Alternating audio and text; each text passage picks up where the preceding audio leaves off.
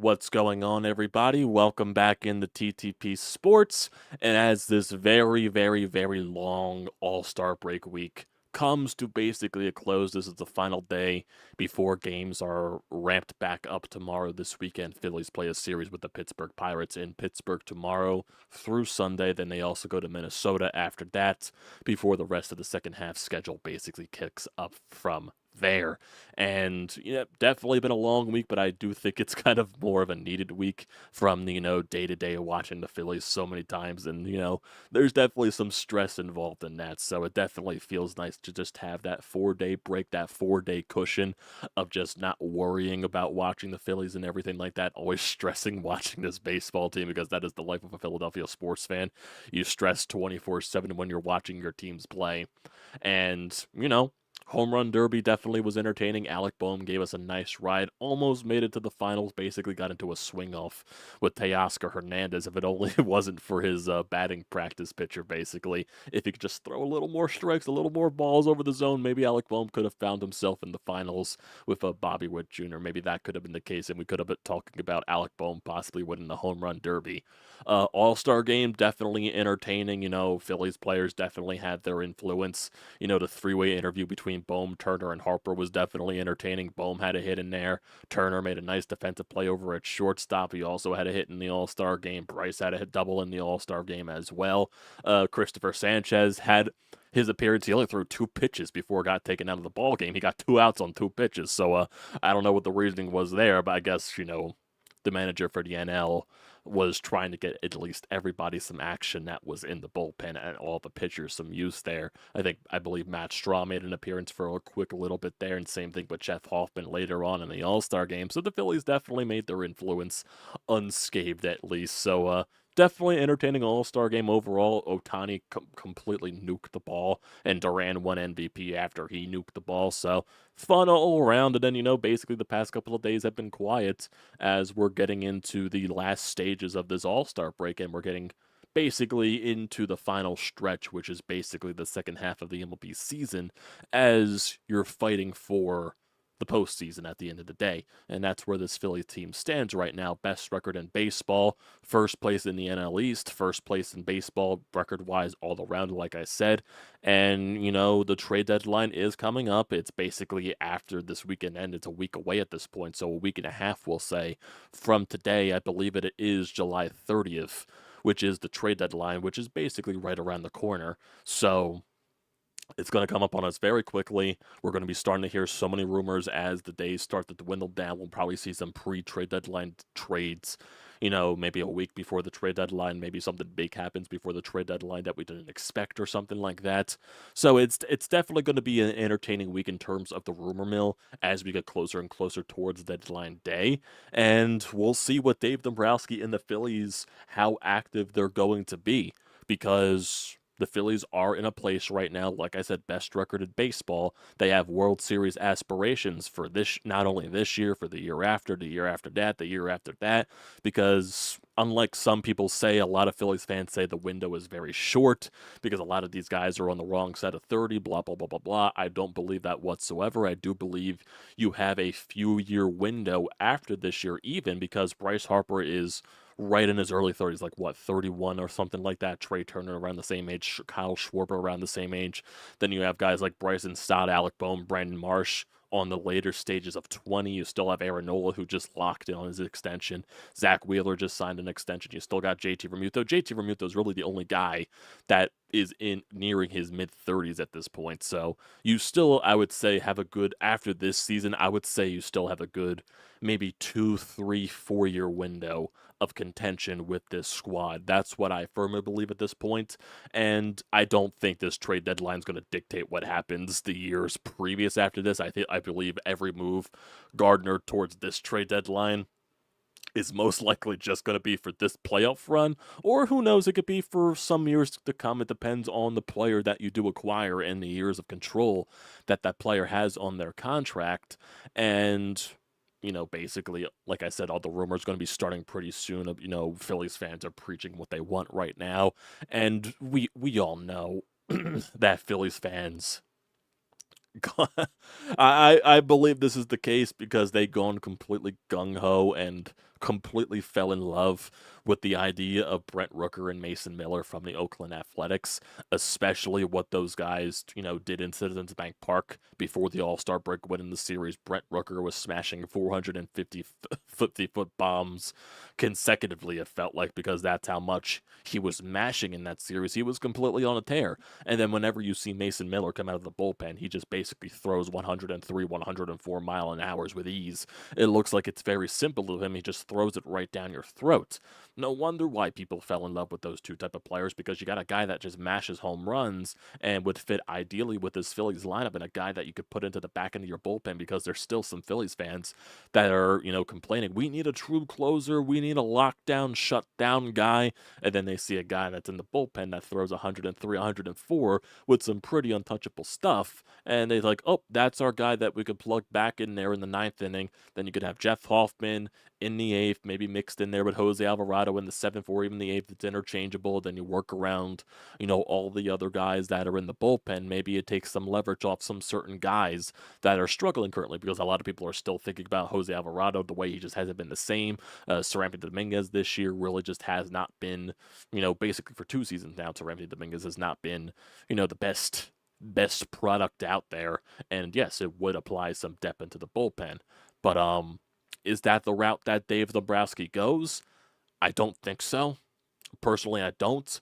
Brent Rooker would be a very fun addition to this lineup. I'm not going to lie; it definitely would be if you sandwich Bryce Harper in between Brent Rooker and Trey Turner. Trey Turner, obviously in the 2 hole, Brent Rooker be cleaning up behind Bryce Harper. I firmly believe that would be the case.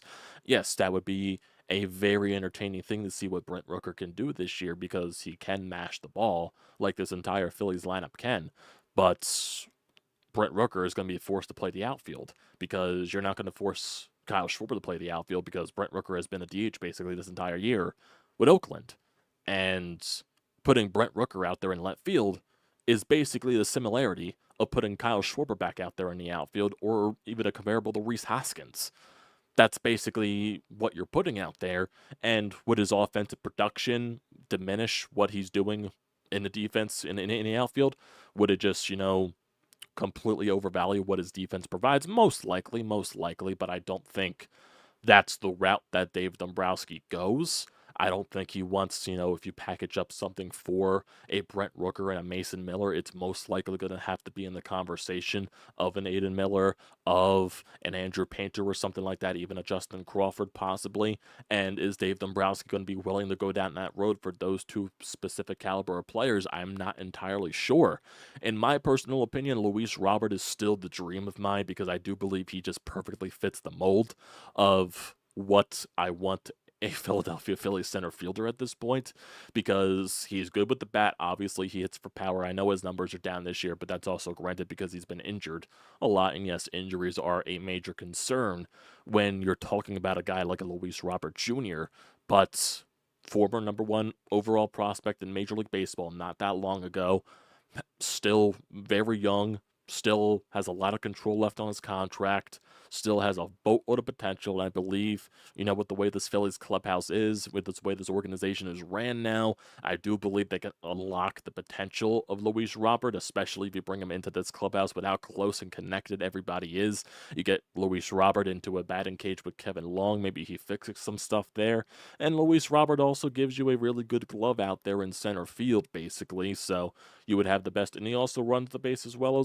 So you get the best of both worlds right there with a Luis Robert, and that is a guy that I would contemplate with an Aiden Miller or an Andrew Painter.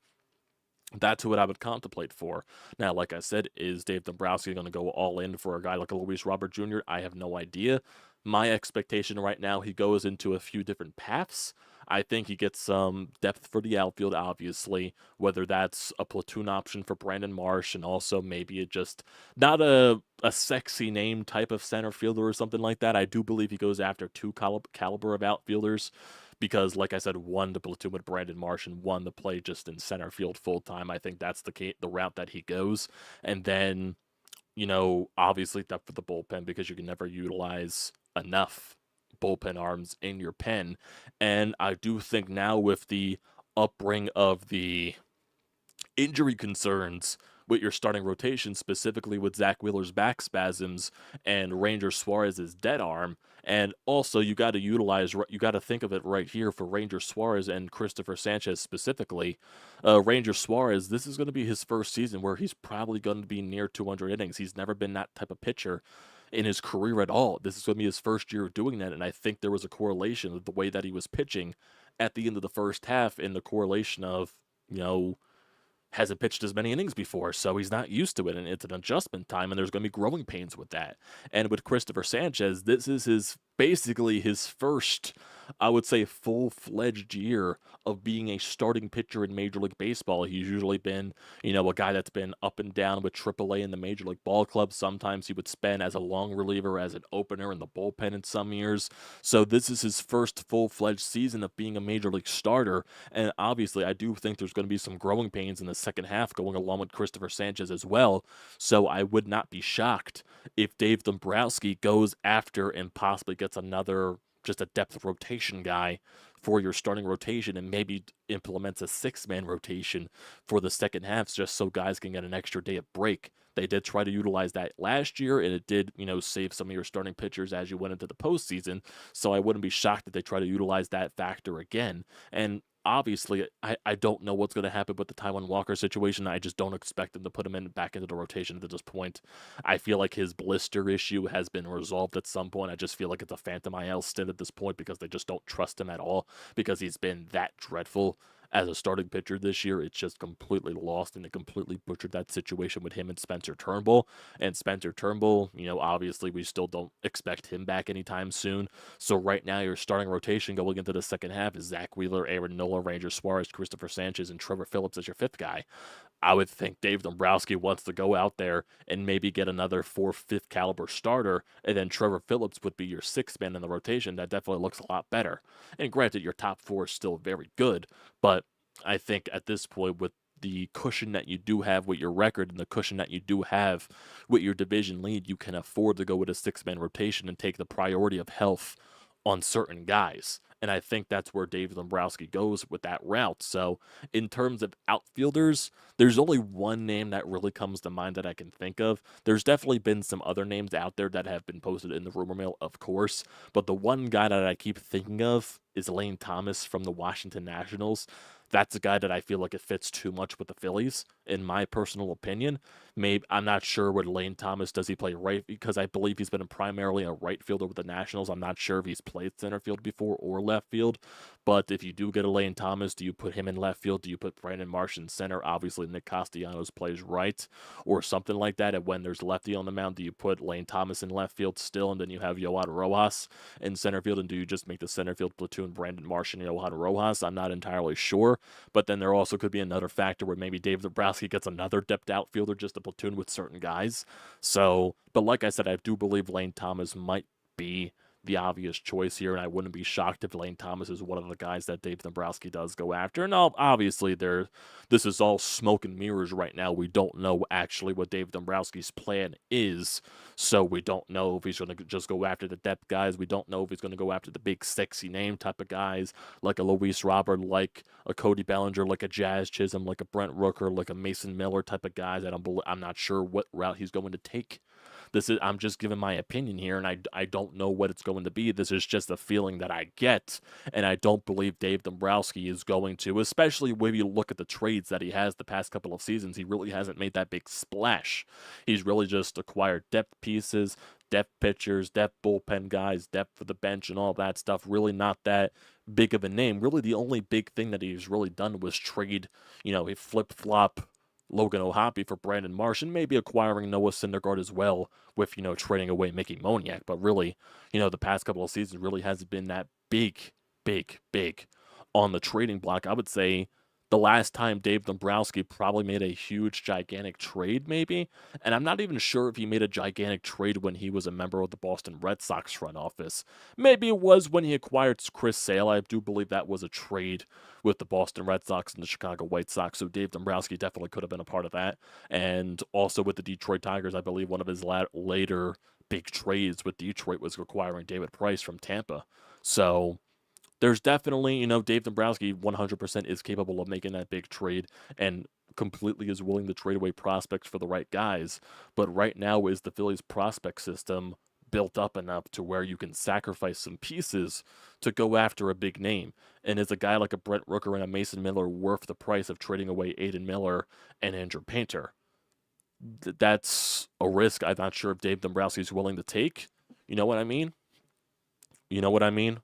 So right now, I like I said, I do have some guys up here. I do have that MLB Trade Rumors website that really just lists like a bunch of the rumors that have been stated lately on the Phillies. So I think the latest rumor so far has been the Phillies have been interested in Tommy Pham from the Chicago White Sox. So that would be on the route of maybe platooning with Brandon Marsh, that type of outfielder that I was talking about. So there definitely is some interesting things right here. So just reading this article a little bit, the Phillies are among the teams. So this was from a John Heyman post from the New York Post. Phillies are among the teams that are interested in White Sox outfielder Tommy Pham. Philadelphia is known to be on the hunt for some outfield help to run up to the July 30th trade deadline. And while they've been more heavily rumored to be seeking a true center fielder, the 36-year-old Tommy Pham could still be a solid bat in left field, pushing Brandon Marsh to center with more regularity, or a bat off the bench who could be paired with a true center fielder addition. The Royals have also been linked to Tommy Pham, blah, blah, blah, blah, blah.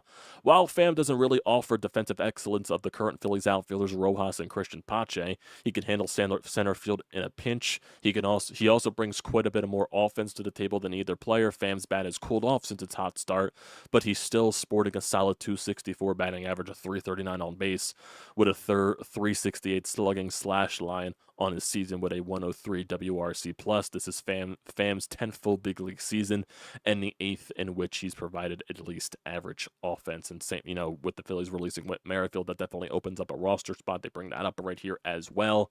Pham's contract status also likely appeals to the Phillies, as this is already the second tier of the luxury tax penalization. He's playing this season on a $3 million salary, which is about talk about money right now, so it's basically talking about that aspect.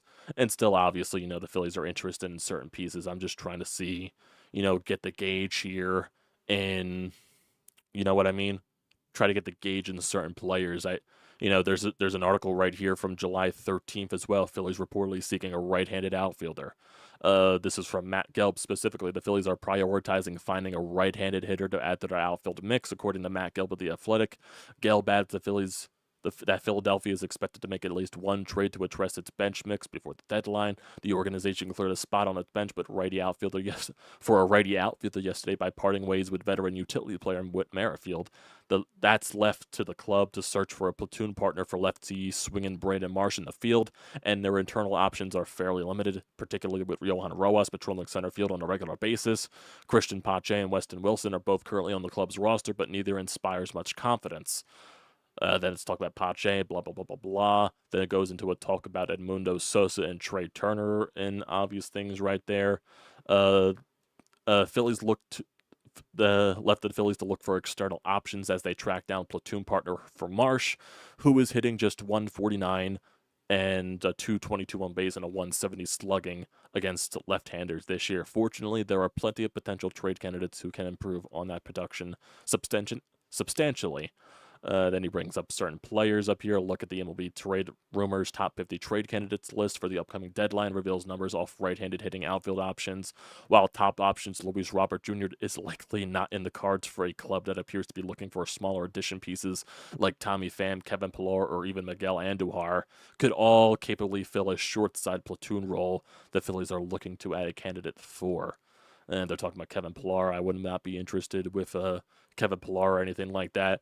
Beyond the aforementioned options, there are some other less likely trade candidates who could make the sense for the Phillies, such as Tigers veteran Mark Canha, that I have heard Mark Canha and rumors before, so that is not a shocker, or A's slugger Brent Rooker. Rooker has been connected to the Phillies previously, but may have been an imperfect fit for a club looking for smaller acquisitions, but the 35-year-old Mark Canha could fit the bill nicely after a somewhat down season at the plate this year. That overall downturn in production hasn't stopped them from being a quality hitter against left-handed pitching, however. Canha has a strong slashing of 290, average of 408 on base, and a 484 slugging, and 76 trips to the plate against lefties this year, while the slugger is split neutral for his career, lengthier track, blah, blah, blah, blah, blah, talk about specific players here, basically, and how these players hit against left-handed pitching and all that stuff. Blah blah blah blah blah. So but if you're looking for guys that do hit very well against left-handed hitting, left-handed pitching specifically, that does go. Lane Thomas does fit that build perfectly. But would Lane Thomas be an everyday player, or would he be a platoon option? I would assume you're trading for Lane Thomas to be an everyday type of guy. And if you're looking at Lane Thomas's overall numbers this year, definitely a down, a little bit above his career averages. Basically, he's batting .252 with a .318 on base and a .722 on OPS. He has 8 home runs, 38 RBIs, 23 stolen bases, so he definitely would be a speed threat on the bases, definitely a speed threat in the bottom of your lineup. If you look at his splits against lefties and righties, he clearly is a 100% better hitter against left-handed pitching this year. He has a .350 average against lefties, .430 on base, a .550 slugging for a .980 OPS. And then against righties, he's really struggled this year. .211 average, .268 on base, .342 slugging for a .610 OPS. So Lane Thomas probably could be your platoon option there at this point with the way that he is hitting against right-handed hitters. So there definitely is some options. He has been a starter for the Washington Nationals, mostly, I would say. If you look at his games this year, how many games has he played this year for Washington? He's played in 68 games, so basically he's played in every game for Washington this year. And last year he batted .268. He had 28 home runs, so the power numbers are definitely down this season, so that could be implemented of why his numbers look a little bit off. He had 86 RBIs last year, so they're definitely, definitely a guy that can use a change of scenery. Definitely the Phillies, I think, have been linked to him in the past, so I wouldn't be shocked if Lane Thomas is a guy right there. Brent Rooker, obviously, he's having a career year at this point with in terms of way he's hitting. He's got 21 home runs, 62 RBIs, definitely on pace to surpass 30-plus home runs, 291 average, 369 on base, and a 942 slugging. So, yeah, that type of mold fits the Phillies perfectly well, but it's really just where are you going to put him? Are you going to willing to sacrifice defense in left field for the bat? I'm not sure if Dave Dombrowski is going to risk that, in my honest opinion. Mason Miller's numbers are obvious. The guy throws 100-plus miles an hour, so that's obvious. There is one pitcher that is definitely, that I've been researching, that's definitely piqued my interest a little bit here. In terms of, maybe a guy that you can add in the back part of your rotation. It's a guy that's, had a big uprising with the Cardinals, then had a little bit of a downward spiral a little bit, and maybe has seemed to find his footing back again. He's only 28 years old, so he's, still fairly, in a good spot in his career age-wise, I would say. And that's, it's Jack Flaherty. Jack Flaherty from Detroit. If you look at his numbers overall this year, he's 6-5 with a 3.13 ERA, 95 innings pitched, 119 strikeouts, and a WHIP of .98. I'm sure his price would definitely be a lot, and the Phillies have definitely, traded with Detroit in the past before, obviously the Greg Soto trade and all that stuff, Matt Vierling and Nick Maton, so there is familiarity there, obviously, with Dave Dombrowski, that being one of his former clubs that he worked for. And if you just look at Jack Flaherty's career numbers, he's definitely been having a way better season this season with the Detroit Tigers. So previously in previous seasons, he's been with the St. Louis Cardinals for most of his career. Some of his best seasons, he had a career year in 2019 with a 2.75 ERA. Then in the COVID year, he had a 4.91. 2021, he had a 3.22. 2022, this is when he got into the stretch of, not being so good, and I believe injury risks has also been involved in why his numbers have been so off the past couple of seasons. In 2022 with the Cardinals, he was 2-1 with a 4.25 ERA, but he only pitched in 9 games, so I would assume he got injured. Then he came back to the Cardinals in 2023, was 7-6 in 20 starts, had a 4.43 ERA.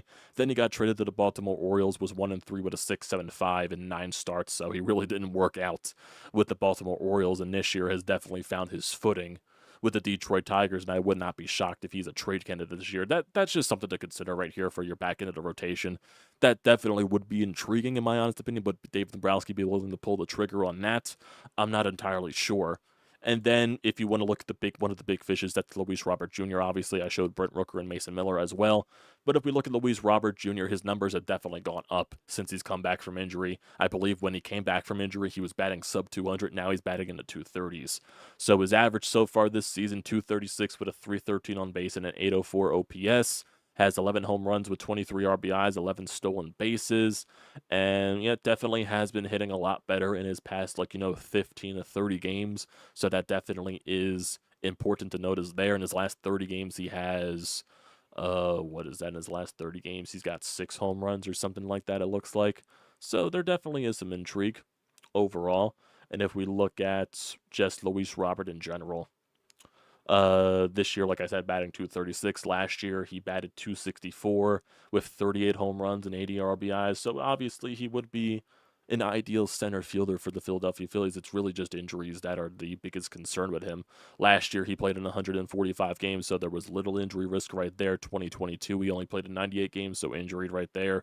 2021, he got injured, only played in 68 games. And then in the COVID shortened season, 56 games only, so you really can't put that on a pedestal because that was a shortened season. But overall, Luis Robert would be a really good addition to this team, in my honest opinion. You would just have to be willing to take the risks of the injuries with him. But really not, in terms of everything here, rumor wise, it's up for debate, it's up for discussion. It's really just, what is Dave Dombrowski going to do? I have no idea. The last thing I saw was someone said that sources would be surprised if Lane Thomas is not a Philly by the trade deadline. That is the last thing I saw.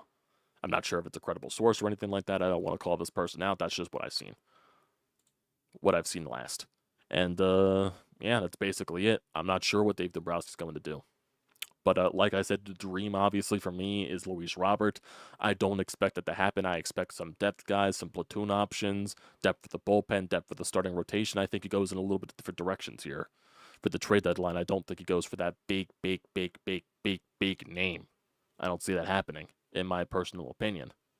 Some people were probably disappointed in that, but I feel like some people fell too much in love with the idea of Brent Rooker and Mason Miller, in my personal opinion, for what happened in Citizens Bank Park this past week. If Brent Rooker didn't go off as much as he did, I don't feel like Phillies fans would be begging this much badly for Brent Rooker, in my honest opinion. I don't think that would have been the case. Just putting that out there. So let's get to the Anytime Hotline here, because we do have a call here on the voicemail line. So let's get to that, see what Sean has to say about his opinion on this Phillies trade deadline and what they should do. I think Sean kind of is in the same mindset as me, is not going after full throttle for Brent Rooker. So let's see what Sean's full opinion is here. Trade deadline speculation. Here we go. You know, it's funny, Amadeo. I was going to ask you the same question the other night. I'll give you my opinion. I know everybody's in love with Brent Rooker at the moment for what he did against the Phillies, and rightfully so. But I don't think Dave Dombrowski is going to trade an Aiden Miller or an Andrew Painter or both for a Rooker, the center fielder from the White Sox, Luis Robert, etc. I think you're looking realistically at two things. Number one, I think you're looking at a bullpen arm, preferably to me a right-hander, because Sir Anthony Dominguez cannot be counted on anymore. You need somebody to go with Kerkering and Jeff Hoffman late in games. I think you're looking there. Number two, I think you're looking for a platoon right-handed hitting left fielder. I do think it's important that you actually have somebody that can play the position defensively, unlike Brent Rooker. And I could see a guy, I always say professional hitter, etc. I could see a guy like a Mark Hanna from Detroit, a guy who's not going to cost them anything of value, really piquing their interest. I don't think the Phillies are going to go for the big splash. I think they're going for more of the small ripple. Yeah, I can definitely say that 100%. Mark Hanna definitely has been along in the rumor mill, basically. I do think Luis Robert would make Dave Dombrowski consider maybe one of an Andrew Painter or an Aiden Miller. Definitely not both, in my opinion. It would definitely consider one of them. but definitely not both. But when you're talking specifically about a right-handed option for the bullpen, that also just sparked something in my head that I did forget to bring up, especially when talking about Lane Thomas. Um, if you're talking about Lane Thomas, you can also maybe pair someone up there along with the Nationals bullpen, and that's one of their back-end guys in the bullpen. That's Kyle Finnegan. Kyle Finnegan has actually been very good this year for Washington in the bullpen wise. We all know, like early in the season when we were playing Washington, he was one of the better closers in the game at that point. Sub 2 ERA. He had one of the most saves in the game at that point. His numbers have, grown a little bit, but not exponentially. He still has a very, very, very, very good numbers here with the Washington Nationals this season. He's 2-4 with a 2.45 ERA, 41 games, 25 saves, and 40 innings. He has a WHIP of 1.02. How many save opportunities has he had this season? Does it show how many save opportunities he's had? So that's no. Shutouts, hold, saves. That's save opportunities. So far this year he's had 29 save opportunities. He's only blown 4 of them, so that's nothing too egregious at all. He's been a very good pitcher this year for the Washington Nationals, so that could definitely be a package that could intrigue Dave Dombrowski. A Lane Thomas package with Kyle Finnegan. You got a guy that could play the outfield for you, especially against left-handed pitching, and you also had a right-handed guy for the back end of your bullpen to pair along with Kerkering and Jeff Hoffman, like you said, to maybe put Serafini Dominguez down the depth chart a little bit there. And yeah, that definitely would be very intriguing. And my honest opinion, that definitely would intrigue me. I definitely would like to hear your guys' thoughts about that. I know not many people have joined the stream tonight. Obviously, it's still the All-Star break, and not people are many focusing on this right now. But definitely people tune into this later in the night or overnight or something like that. They find the way to tune into this. Definitely, I would like to hear your opinions down below in the comment section just to get a gauge on also what you guys think as well. Because I'm kind of in the same mindset as Sean. I don't think Dave Dombrowski fully is going to go after the big fish. I do believe he goes after the smaller moves. I do think fully, like, I can see myself buying into a Lane Thomas and a Kyle Finnegan type of combo, in my honest opinion. I could definitely see that happening. So we'll have to wait and see. There's definitely plenty of more room for discussion. The trade deadline is like I said, a week and a half away at this point. So there's plenty of time, and as we get closer, there's going to be plenty more rumors to discuss as well. So that's basically waiting for all of that there. I do see you, Tyler, in the chat, so I appreciate you for showing up. Not as experienced to know what I consider for the best attributes or what the best field position may be. I'm learning from you. Well, I appreciate that you're trying to get your knowledge from me. I appreciate that. But I definitely probably ain't the best source. Definitely probably ain't the best source there. I'm guessing we can use another lefty bat who won't struggle with the right-handed pitchers. I think it's the complete opposite. I think they're going for right-handers. I think they need a right-handed bat. I think they need a righty, in my personal opinion. Because did anyone else see that the Stott posted on Instagram, like that one meme where had us in the first half? I'm not gonna lie, and he also he also paired that with a picture of him, pointed to the Phillies bullpen as he's rounding the bases. So I think Stott's prepping for a big second half, and that would be definitely very huge for this Phillies team if Stott can find a way to go off in the second half. I'm getting lefty. Okay, so I did read that. So yeah, basically right here. Like I said, if you guys find a way to tune into this later tonight or tomorrow before the Phillies game or something like that, definitely I would like to hear your thoughts and opinions in the comment section down below, just on what your thoughts for the trade deadline. And like I said, as the rumor mill opens up even more, getting closer, we'll have a lot more discussions on that. So definitely stay tuned for all that stuff. Second half opens up back tomorrow. Phillies with the Pittsburgh Pirates. Aaron Nola is supposed to be on the mound for the Phillies. I'm not sure who the Pirates are throwing, if I'm not mistaken. I'm not sure who the Pirates are throwing on the mound. So, okay, the Phillies will not see Paul Skeens this series, it looks like. So it's going to be Aaron Nola, Christopher Sanchez, and Trevor Phillips going up against Martin Perez, who is 1-5 with a 5.15 ERA, going up against Luis Ortiz, who is a relief pitcher, looks like he's stretched out into a starter. And then they're also going up against Marco Gonzalez, who's 1-0 with a 2.45 ERA. So, not seeing Paul Skeens, which kind of is obvious. He did pitch in the All-Star game, which was probably expected him not to be in the first series returning. So, let's see what the Phillies can do coming back into this series against the Pittsburgh Pirates. And we'll see. Recap tomorrow, obviously, for this weekend, so definitely stay tuned for all of that. Appreciate you guys tuning in for the ones that did tune into the stream, and I appreciate the guys that tune into this later when it's just up on YouTube as normal as a normal video, basically. So don't forget to leave your comments in the comment section down below. Don't forget to drop a like. Don't forget to hit that subscribe button. Does me a great deal of service. And also use the code TTPSPORTS. $20 off your first purchase at SEATGEEK. Get yourself down to the ballpark. Get yourself down to the bank for some second half baseball as we get closer and closer towards the postseason. Definitely a great deal. Don't pass it up. Thanks, guys, for tuning in whenever you decide to. I'll see you next time.